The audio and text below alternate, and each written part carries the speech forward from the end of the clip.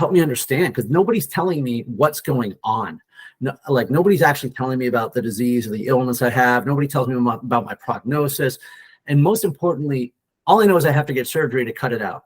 But nobody tells me, what am I going to have to do to survive after? And I'm a month before my wedding. And literally, I'm like, do I get to go to my wedding? Do I get to go to my honeymoon? Am I going to be alive? Am I going to have to go through all sorts of treatments? Like, somebody tell me something. And I wasn't getting any response from the doctor. And so I lost my mind. And I mean it. I saw red. I called them up. I cursed in ways. I threw a temper tantrum of biblical proportions, and I don't regret it one bit, because this was a turning point for me in my healthcare, where I decided I will not be a victim anymore. I'm not going to be a patient. Like, these people help administer my healthcare, but I'm the one who decides how I'm going to live. I'm the one who I'm going to decide how I get treated by other people. This is Get Unstuck Podcast, a podcast for entrepreneurs who prioritize their life first, business second. I'm Mutita Panmuk, your host, who dedicates my life to designing and building a business that supports lifestyle. We will learn together from entrepreneurs around the world how they overcome their life challenges, their business obstacles, and yet still get unstuck from the hamster wheel of burying themselves into their business. Because time is the number one commodity in the world that you cannot get back once it's gone. So let's shorten the learning curve and see how can we prioritize better. Let's get unstuck. Hi, Get Unstuck Nation. Our guest today, his story teaches me that you cannot game your life on whatever it throws at you, and at least you can design how you react to it and choose the life that to go through your own journey. So please welcome Nick Klingesmith here, author of Through the Fire, cancer survivor, obstacle course racer, and defy it all. So please welcome to Get Unstuck podcast today. Good morning. How you doing? Yeah, I'm very well.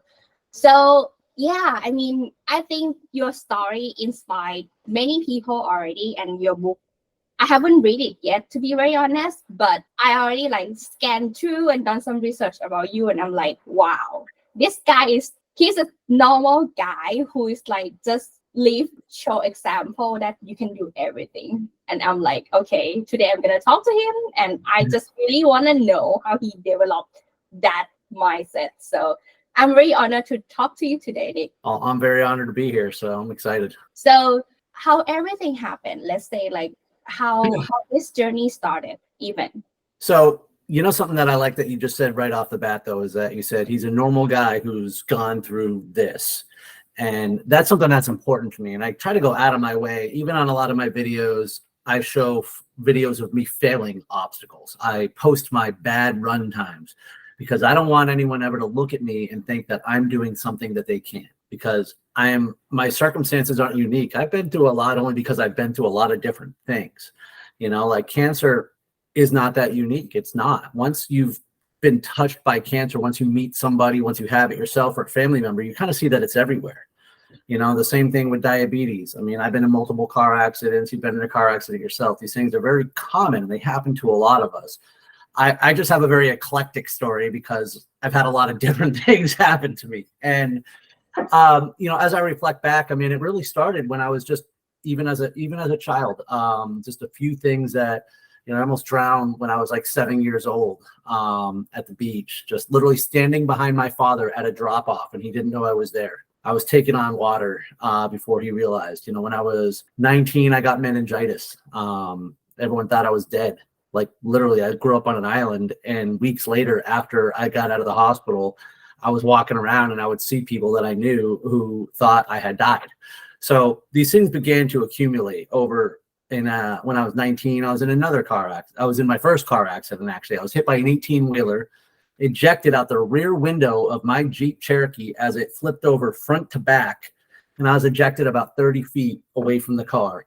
Oh, and then that was brutal. And then I got up, and that actually does enter into my current story, because that's the first time my back was injured. That's where I got 2 of my 7 now herniated discs. was through that car accident. And so really, as I was kind of going through my early 20s and I had a number of these different things happen to me, it was sort of a joke. Like it was oh, you have 9 lives. How many times until you're tough. You're just going to keep surviving all this stuff. Oh, you're the token guy that this all happens to. And it really was just sort of something we made fun of, like friends and family and I. We just sort of looked at it like maybe I was unlucky. And so when you fast forward to about 2005, and this was the first time I was diagnosed with cancer. And I can't speak for everybody, but first time you hear cancer, it's just like, whoa, like what? Because unless you've already been touched by it, unless you're already knowledgeable about it and just the variety of different types of cancers and treatments and survival and the way that it affects you, you hear cancer and you just automatically assume chemo and death. And it's a scary environment. I was young. I was like 24. I was living by myself. My family wasn't near me. And I had this thing and it scared me to the point that I just didn't want to talk about it. So I told my boss about it and I told like 2 other guys. And besides that, I kept it to myself because I didn't want to talk about it. I was scared. When we talked before the show, we talked about kind of going through the various ones, and I'm going to jump around in the story a little bit. But when I got cancer the second time, 2 years later, this was right on the heels of becoming diabetic. This was right on the heels of sleep apnea. This was right on the heels of a shoulder surgery. And at that point, I was just exhausted. I'm like, man, I have been through so much. Why me? Like back to back? In late 2006, now I had sleep apnea for a couple of years. It took several years to actually get the diagnosis and get like a CPAP and start sleeping with the mask. And that happened in the fall of 2006. I played competitive beach volleyball for about 20 years. It's a big part of why I moved to Florida. And I had actually torn my shoulder in a couple different places to the point where it was just, I had to get surgery. There was no more, I was like Gumby. And then, so I literally am, the day after surgery, I am lying in bed with a pain pump and my arm in a sling. And that's when they're fitting me for the CPAP. I mean, it really was not an ideal situation. It was all at once. And so, you're just going through the motion. It was drastically uncomfortable. I mean, you think about the amount of times that we might be sitting on a bus that's too hot for an hour. Well, imagine having you're basically wrapped up like this. Your head's in a mask, your arm's in a sling. You can't move. I mean, it was, and you're young. You're like, I have to do this for the rest of my life. So I was looking forward. At that point, I think I was still just looking forward more to getting back into volleyball. I was thinking, hey, I get this speed bump done and then I can move on. And then right around that time, I probably weighed about 210 pounds. I was slightly out of shape. And within 2 months, I weighed 153. Okay. It was because that's when I got diabetes.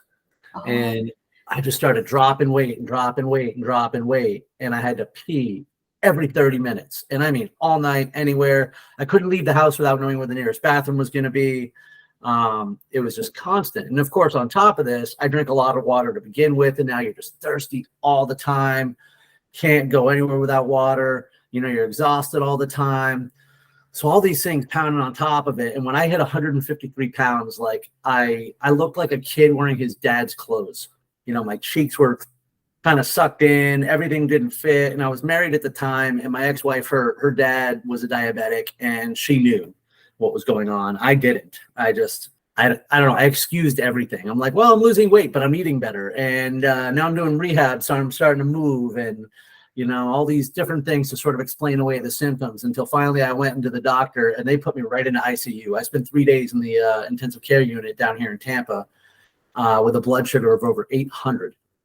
Okay. And yeah, that was a bit of a thing. And this is still part of where I dare say I'm cocky and arrogant about the things that could happen, because I'm not the guy who gets something subtle. I'm like, I get diabetes and a blood sugar of over 800, and it didn't surprise me. But it was when I understood the changes I was going to have to make to my life in order, to, survive. That's when I almost cried. I was sitting in the Walmart or the Walgreens down the street, picking up my first order of insulin. And I just felt like such a victim, You know, I was like, I can't eat this. I can't do this. I can't. And I was sad about it. Like, I wasn't even angry at this point. I was just sad. And, you know, over the next several months, I started learning how to come back to beach volleyball. I started learning how to rehab my shoulder, and I learned how to manage my diabetes through that. But later that fall is when I was visiting my endocrinologist for a follow-up for diabetes. And this is in 2007 now. And he sent me in for an ultrasound, and I just knew as soon as we were getting the ultrasound, I just knew. And sure enough, I saw my doctor a week later, and he told me that the cancer had come back. And here I was already feeling, I mean, I was just maybe starting to feel defiant about the diabetes and the sleep apnea and the shoulder surgery, you know, playing volleyball again. I was about to get married. I was taking some decisive action to take control of my life. And then all of a sudden, here we are in August of 2007, a month before my wedding, and I don't know if I'm going to be alive for it or not. I'm not getting the information from doctors. All I know is that, and this was papillary carcinoma, thyroid cancer, the second time in 2 years, and I felt like a victim, and I hated that feeling. And it was actually throughout that experience where it was about 3 days before surgery, they did some pre-op stuff, and, you know, we're going back in the archives here a little bit, so some of the details might be a little hazy, but it was something about, like, my heart. They weren't sure. Something showed up on the EKG or whatever that they didn't want to do the surgery, and so they canceled it until I can get a stress test. And I'm trying to talk to the doctor's office, and I'm trying to ask them, like, help me understand, because nobody's telling me what's going on. No, like, nobody's actually telling me about the disease or the illness I have. Nobody tells me about my prognosis. And most importantly, all I know is I have to get surgery to cut it out. But nobody tells me, what am I going to have to do to survive after? And I'm a month before my wedding, and literally, I'm like, do I get to go to my wedding? Do I get to go to my honeymoon? Am I going to be alive? Am I going to have to go through all sorts of treatments? Like, somebody tell me something. And I wasn't getting any response from the doctor. And so I lost my mind. And I mean it. I saw red. I called them up. I cursed in ways. I threw a temper tantrum of biblical proportions, and I don't regret it one bit, because this was a turning point for me in my healthcare, where I decided I will not be a victim anymore. I'm not going to be a patient. Like, these people help administer my healthcare, but I'm the one who decides how I'm going to live. I'm the one who I'm going to decide how I get treated by other people. And I felt that I was being so mistreated that I fired my doctor, the surgeon, like 48 hours before surgery. And because there had to be some sort of control I decided I wasn't going to be a victim anymore. And it was the best thing that could have happened. I ended up getting into Moffitt Cancer Center. It's one of the best cancer centers in the world. That's where I got the surgery done. And that was a bit of a turning point for me in terms of, I'm going to say, taking responsibility for my own circumstances and managing the situation, and just really managing all the things that I had going on anymore. Is I just didn't want to be this victim. And so we fast forward, you know, life's been good, managing that diabetes, cancer's in the rear view. And I go for one of my regular checkups, and this is in 2013, and they find a tumor again. Same spot. Could have been, all the tissue should have been out. Only this time the tumor is like against my vocal cords. It's very small. It's borderline inoperable without causing potential damage. And so they wanted to leave it there. And that was hard for me, because I'm a pretty hard charging guy. Give me an enemy I can fight, you know? And so it actually took a lot for me to just be able to let them do their thing. But here's kind of part of the story I haven't told you yet, is there's no set starting point here, but we'll say definitely from 2011 directly and progressively through 2013 is I was an active alcoholic. I was drinking more and more. And when I was told that I had cancer and we couldn't operate, it was a license for me to behave badly. Because if the first time I got cancer, I was a little scared. The second time I kind of felt like a victim.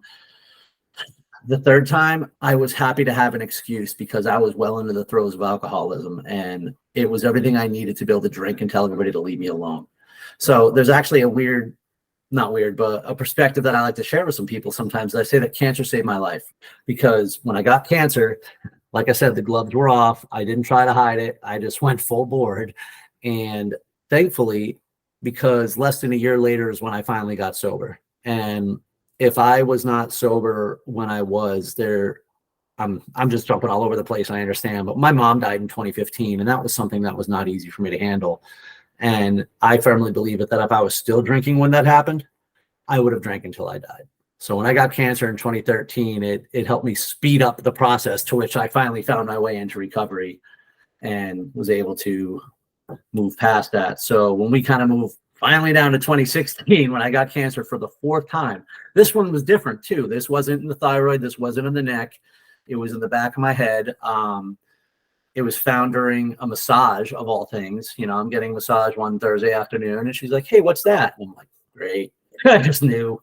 I had an appointment at Moffitt the following Tuesday, and literally I'm like, "Hey, they're doing the ultrasound." I was like, "While you're at it, do you mind getting back there?" And they weren't really used to somebody ordering off the menu, but sure enough, they did it. And sure enough, it revealed that I had cancer again. But again, this one was different because it was a different type of cancer, and I was different. I was sober now. I had a lot going for me in my life, but this created this hole in me. You know, this time it wasn't that, oh, I've gone through it so many times. This one put different things in perspective. This is the one that sort of woke me up to realize that I wasn't living, as you said earlier, my best life. I wasn't living my life at the time. There was something holding me back. And so when I got cancer that 4th time, I was really scared. I didn't even admit that until recent years. I didn't admit it to myself that I was confident this one was the one. You know, I would tell myself over and over again, I said, there's only so many times you can get cancer and not die. And I started to live in that world. So when I had the cancer removed, I want to say it was like September 2016, you know, I got an all clear. It was the first time out of all the cancers that somebody had actually gone to me and said, "You're all clear. Like, you're perfectly healthy back there. There is no cancer residue in that one spot." And I'm like, all right, like, yay, I beat cancer. I'm happy. You know, I had just been promoted at work. I was dating a great girl who's my now wife. I had literally everything in my life going for me. And yet when I decisively beat cancer the 4th time, something was missing. I was empty. There was this big emptiness. And that's when my boss walked into my office in October of 2016 and said, "Hey, I want to do a Spartan race. You want to do one with me?" Uh-huh. And it was that changed everything. So I hadn't realized at the time, you know, that I had just spent so much time playing a victim. Because even when you're, you know, taking ownership of it and saying, "I'm going to be defiant and I'm going to beat this and I'm better than this," well, there's still a problem with that. You're still playing this sort of victim mentality that things are against you, that things are attacking you, that you don't have any control, that you don't have any power. And, you know, that's how I felt. And I honestly believe feeling that way gave me small dog syndrome, and I would act out. You know, I was angry all the time.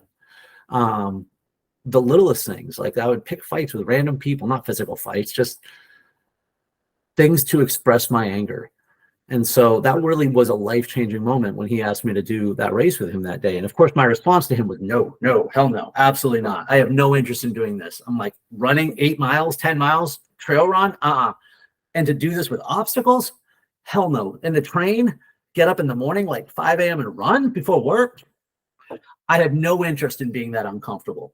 And that's what I had told him that day. I said, "Oh, hell no. I don't want to be that uncomfortable." And that's when I went home that night, and I'm sitting on my couch and everything I just told you. And I realized I already was that uncomfortable. There was something missing from my life, something that I needed to tie it together. And so I did the first thing to get unstuck is I made a commitment to change, and I signed up for the race. So you do the opposite of what you think. I knew you know, it's kind of like this, right? There's probably a lot of people out there, more than a handful of people listening, who probably they're feeling this tension in their life where they know either something's missing, they should be doing something different, doing something better, doing something else. They feel this tension somewhere, but they don't know what it is. They feel a change is necessary, but they're not willing to make one themselves.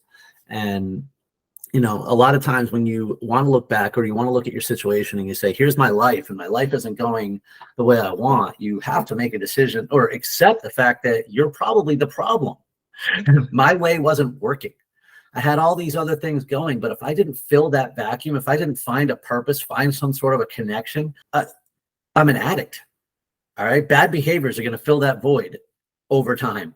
And I needed to find out just who I was. And so really making that commitment changed everything, because it wasn't just I signed up for a race. You know, there are a lot of people who go out and do these events with their friends. They don't train for them and they never do them again. And that's fine. That's fun for them. But that's not what it was for me. It was, I wanted to do something different. I wanted to get in shape. You know, I used to be a competitive athlete. I used to run in track in high school. And here I was just sort of sitting around, working out here and there. You know, like there was just, I wasn't being purposeful or intentional with my life. And it was just sort of floating by. And I was now, everything that had transpired before had led up to a point where I was ready to make that decision. And so when I did, and I like to say this a lot, good habits are gateway drugs, because the first thing I did is I set the alarm for 5:15 a.m. And that was the hardest thing. Honestly, it was the most uncomfortable thing I'd ever done in my life at that point. Getting up before work to exercise was horrible. I was the guy. I remember when I lived in Springfield, Massachusetts, I had to be to work at the office at 7:45 a.m. And I set my alarm for 7:07. I could get in the shower, get dressed, and drive to work and show up at 7:45. It was a 6.5 minute drive to work. I had the elevator timed. Like, you know, there are a lot of people who live that way. And if that's how they want to live, that's outstanding. But I just felt hurried all the time. You know, the day was constantly running away from me. And so for me, really, I never believed that I could do that I could wake up and exercise before work, that I could actually have that sort of control over my day, over my life. And with that simple act of waking up to exercise, I woke up. I was able to defy everything that I previously thought about myself, because if I could do that, why can't I do this? So I started to exercise. And the next thing is you want to wake up early. So that means you got to go to bed early. So I finally started giving myself a bedtime, the first regular sleep cycle I had ever enjoyed in my entire life. You know, and all of a sudden, like, you want to do more of these races. So you want to do recovery. So you start stretching. You want to get mental tough. So you start meditating. You want to feel better. So you start eating better. All these things just begin to continue to add up. There's not enough time in the day so you start being intentional with your day. You know, we don't need people online telling us what to do or what not to do, or get off social media or do this. Like, why not? Like, I'm never going to be one of those people. I think that if you're intentional with your time, there's room for the little things. So it's actually, many people talk about that. Exactly what you just said. I don't have time to do this thing. So since you just mentioned that, how you transition yourself from never train forest is crazy training and the schedule. Oh my gosh, I couldn't imagine how you train. Like, just survival from cancer and then like planning to do Sparta. That's crazy already. But how you transition yourself from never do it to commit to do it, and how long it takes you to the race. So when he first walked into my office that day, the race was 9 weeks away. Okay. Now, he could have been walking in the office asking me to skydive. He could have been asking me to, I don't know, go work on a farm. Like, it didn't matter. Okay. It was the acceptance that I was uncomfortable in my life and that I was the cause of it. Or maybe not the cause, but I was the crossing guard. You know, I was the one who was preventing my growth, my change. And so when I accepted that, the acceptance of my way isn't working was all I needed to try something new, just to say yes to something. And the thing is that I did want to get in shape. I wanted to be, you know, people would say that I'm tough because I survived all this stuff. And I'm like, I'm not tough. I'm just lucky. Like, what's tough about it, right? Just because you have bad stuff happen to you doesn't make you tough. You have to go through it. You have to make a decision at some point, like, that I'm going to be tough. And I do believe it's a choice, because just because I had all those things happening to me, I wasn't tough. I was just taking a beating. Like, life was just kicking my ass repetitively. And it just made me bitter against life. You know, it made me feel like I was so special because that was the way I was dealing with it for a very long time. And it's not a good way of dealing things. You know, when you're constantly feeling like you're just on the defensive, it's exhausting. You can't enjoy your life. You can't be your best self. And so then we begin to conjure these excuses that we make to ourselves and to the rest of the world, right? Like as to why we can't be better. Or if you see somebody else, how many times do we see somebody doing something that we wish we could, and then somebody mocks that person, right? Mhm. Like, because we can't be them, so we'd rather complain, or we would rather say, oh, they're not that good because of this, or, you know, we just create these barriers between us and who we could be. And that's where I was this thing holding me back. So I didn't know what was going to happen. All I knew was that I made a commitment. So I had no idea where to start. Like, I knew how to run a little bit. That's it. So I went online and I actually found like a 30-day couch to sprint training program on the Spartan website. And it was simple. It was functional exercises like, you know, I can't think of anything right now, but like do 30 squats, run for 10 minutes, do 5 push-ups. Like, it wasn't very crazy. It was just about getting your body moving. And so I did that, and I just extended it out towards 9 weeks long. So I was like, all right, I can do this, and then I'll gradually add more, you know, every time. And it wasn't like it was insane training. So even now, like, well, right now I'm kind of coming back from an injury, but if I wasn't, you know, yeah, I'd be putting in 30 to 40 miles a week, which is not that crazy. And I would be doing strength training throughout the week. But I mean, I'm 44 years old. You know, I've got 7 herniated discs. I've had shoulder surgery, hip surgery. If I work out 2.5 hours a day, which is probably about the amount of time I spend dedicating to physical training, that's not all at once. And it's not like I'm running for 2 hours. You know, 30 minutes of that is stretching at night. That's where I do my meditation. 45 minutes of that easily is prehab and rehab and just working on those little muscles, trying to make sure that, you know, I can still walk in 10 years and that I'm hopefully can still do this stuff in 10 years. You know, the main set of my workout is probably no longer than anyone else's who's going to the gym or doing something. I probably do a hard training for, and when I say hard, I mean a dedicated focused training for, you know, 45 minutes to an hour and a half, depending on what I'm doing. Like, there's nothing crazy about it. And just to give you an example, I strained my hamstring a couple weeks ago in a race badly. I thought I tore it, but I didn't.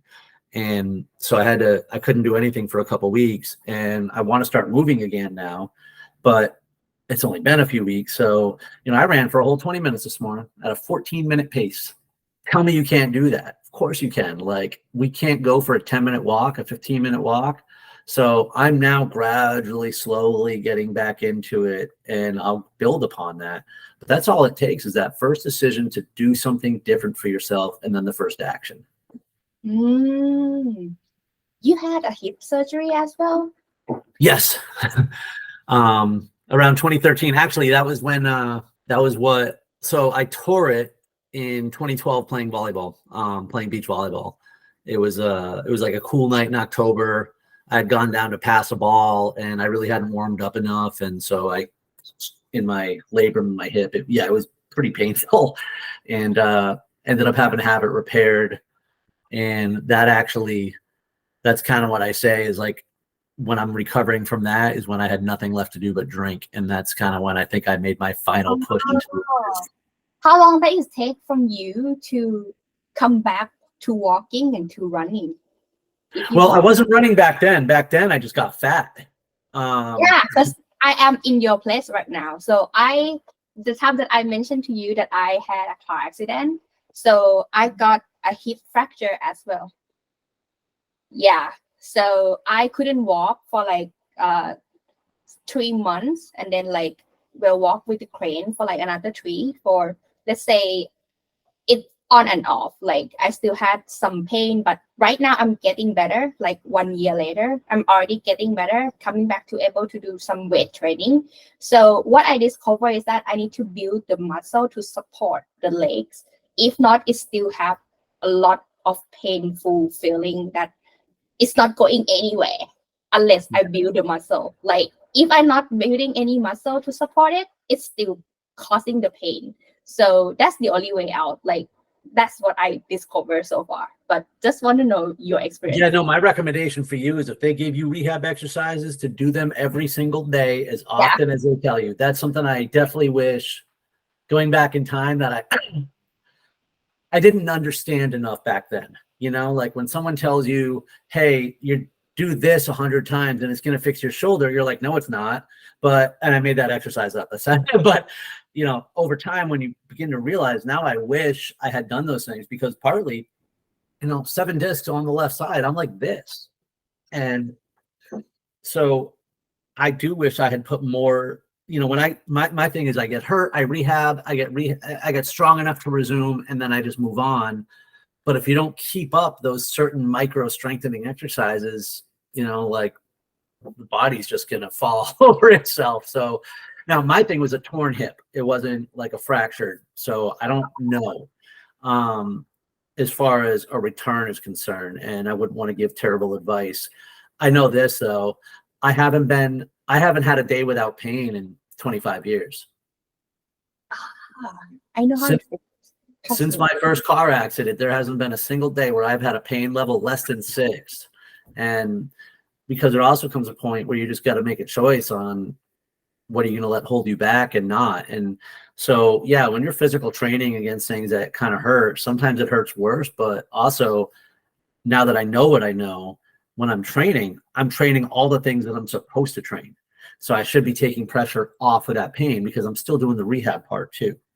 Like, I'm not going to win. I'm not trying to win races. I mean, that'd be great, but that's not in the cards for me right now. But I'll tell you what too is, so, I got up to 240 pounds after that hip surgery. I weigh about $185 right now. And, I was stuck at that 220 for so long that I just never thought I'd be able to lose the weight. But I lost most of my weight before I ever heard of Spartan Race. And I lost it by incremental decisions, incremental actions for incremental progress. I use an app called MyFitnessPal, and literally manage through macros and exercise. So I found a way to get 30 minutes of exercise in a day, whether it be walking the dog, getting on the exercise bike or treadmill, or just elliptical, swimming in the pool, walking in the pool, just anything that, because back then it was about burning calories. And then I would just manage my food decisions. So I never actually went on a diet, I remember my ex-girlfriend and I were walking the dogs one night, and and she was doing the same thing on the FitnessPal. And it was like, I don't want to cook tonight. Me neither. What do you want to make? I'm like, you know what I want? I want like a chicken parm sub. Yeah. And then I looked down and I had 950 calories left. And I was like, all right, cool. Let's get it. So it wasn't like I went on some crazy diet. And this is also part of I think the lessons learned is that it's just about making better decisions. Because you can have a lot of the things that you want by making those smaller micro decisions and not having to live in the extreme one way or the other. Yeah, I agree. Because I told my mom that whatever happens, I need to be able to drive still. Because I was the one who drive in the car, but it's like it hit 3 times and it's flipped. Yeah, I was driving pretty fast back then. And my dog was sitting next to me in the car, but my dog is fine though. So yeah, she's okay. So yeah. So whatever happened, I just want to be independent, because thinking about it, if I couldn't drive at all, I still have to ask other people, or like taking a cab or something, and it's so uncomfortable to like travel around, So at least if I couldn't walk properly, I mean, travel with wheelchair is totally fine. Like I travel airport internationally, totally fine with wheelchair. I already went to Bali with wheelchair. That's totally go fine very well. But not be able to drive is worse, my nightmare. So I would do whatever it takes to manage my pain to be able to drive. That's my goal. And yeah, I'm working on it. It's I getting think you have a very tangible goal too, because I think that's where a lot of times, me personally, when I have fallen short on a goal like that or something, it's because I don't define the goal properly. I'd say, hey, I want to get healthy and strong again, but what does that mean?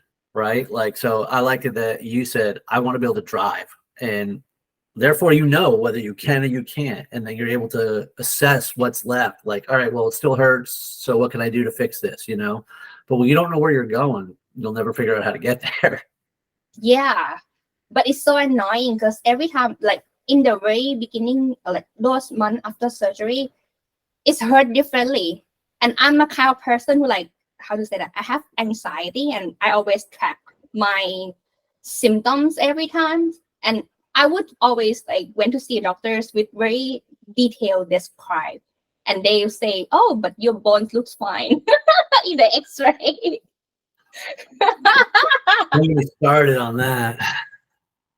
So they not really help me anything. So I have to figure it out myself. But yeah, eventually, I mean, I'm on a better route right now. So what I have discovered is that no one knows better than yourself. So you have to talk to yourself very clear of what you really want and like where you are right now in a journey, right?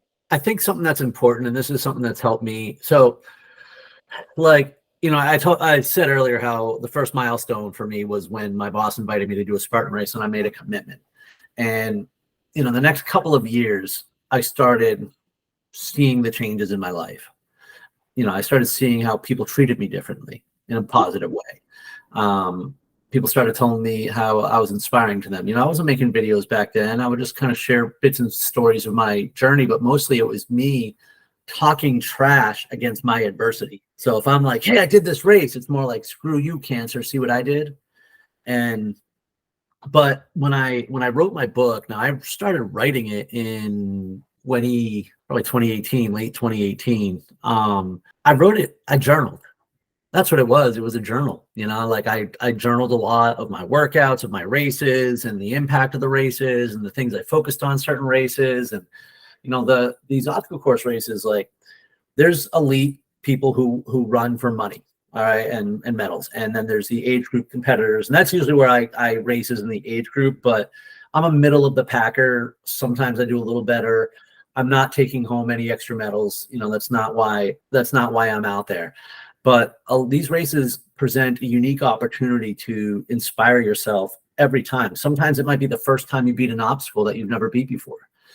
Sometimes it might be, for me, a fear of heights or a fear of snakes. I mean, we're out in swamps half the time, and I'm climbing mountains. Like, I'm facing my fears. Like there's lots of different. Sometimes just the time that you decide to set a goal and you hit it. I set a goal of 45 minutes for one race earlier this year. I finished in 44:57, and I'm like, yes, like, wow. I might as well have won the race, even though I came in like 22nd. It was about that part of the journey. And so those things started coming alive. But when I wrote my book and I decided it was going to be a book, and that's when I started revising it and revising it and revising it. And that's actually when I was able to see the common themes from my own life.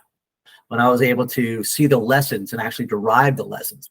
Believe it or not, the process of writing the book is the transformative action that I took that's now helped me become who I am. Because I knew I had something before, I just didn't know what it was. And now that I do, and I see these, sometimes a lot of people ask me, how are you so positive all the time? I'm not. I'm like everybody else. Like, I don't like it when things happen that are against my expectations either. I get mad when the Red Sox lose, which is also, I was mad a lot this year. Like, it's not, I worry about money.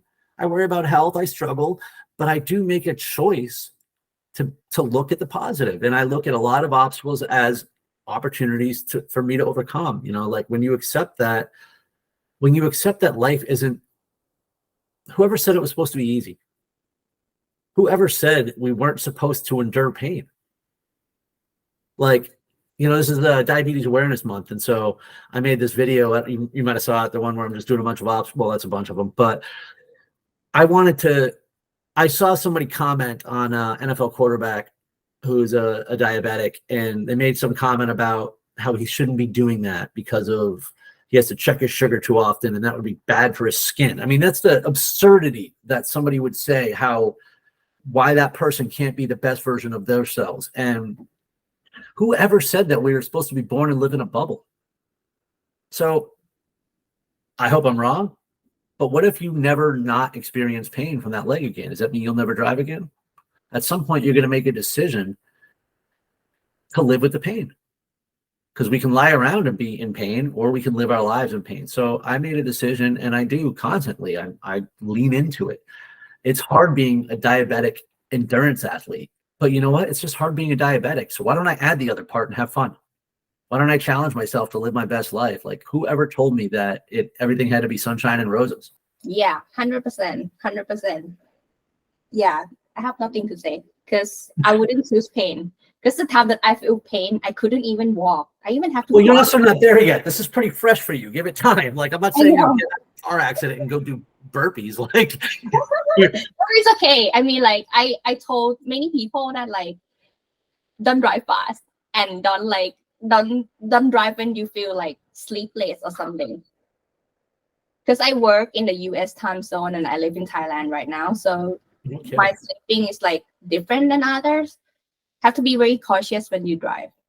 That's what I learned very well. So yeah, I just telling myself that, and I keep telling others with that. So I'm just being more conscious, and I believe that after a life experience like that, it changed you to be a better self, and like what you say, living intentionally.